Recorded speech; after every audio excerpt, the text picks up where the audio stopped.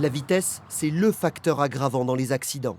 Alors cet après-midi, sur cette portion de la Nationale 10 limitée à 90 km/h, une douzaine de gendarmes verbalisent les dépassements constatés. 123 km/h retenus pour cette automobiliste des Deux-Sèvres. À 7 km/h près, elle perdait son permis. Ce conducteur du Morbihan, lui, était persuadé de rouler à la bonne vitesse. Bon, c'est le jeu, hein, c'est comme ça. C'était 110, après 90, c'est là où j'étais pris à 120. Bon, voilà, c'est comme ça. Cette semaine, le peloton de sécurité routière a aussi sanctionné de très grands excès de vitesse. 166 km/h pour ce jeune permis sous l'emprise de stupéfiants. 178 km/h pour ce conducteur alcoolisé. Selon la gendarmerie de la Vienne, les comportements dangereux au volant augmentent. On a la sensation effectivement que les personnes sur la route regagnent en fait en liberté. Et donc c'est la raison pour laquelle j'appelle en fait à la vigilance, mais également au civisme sur la route, qui est très importante.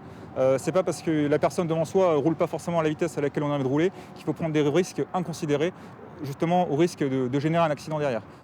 Chaque accident dévaste des familles entières. Raphaël Padiolo a perdu sa fille Elsa, 20 ans, dans un accident de la route. C'était il y a 2 ans, un soir de fête de la musique. La jeune femme rentrait chez elle avec son ami avant d'être percutée par un automobiliste qui roulait très vite à contresens. Il avait bu et consommé des produits stupéfiants. J'ai une telle haine, une telle colère que je me dis que cet homme, on l'a laissé prendre le volant ce soir-là. Ça devait se voir qu'il avait pris de l'alcool, de la drogue.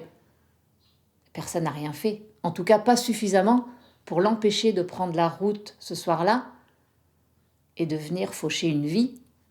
La route exige une vigilance de chaque instant.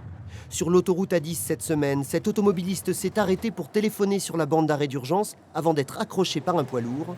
Une incivilité qui aurait pu, là encore, coûter très cher en vies humaines.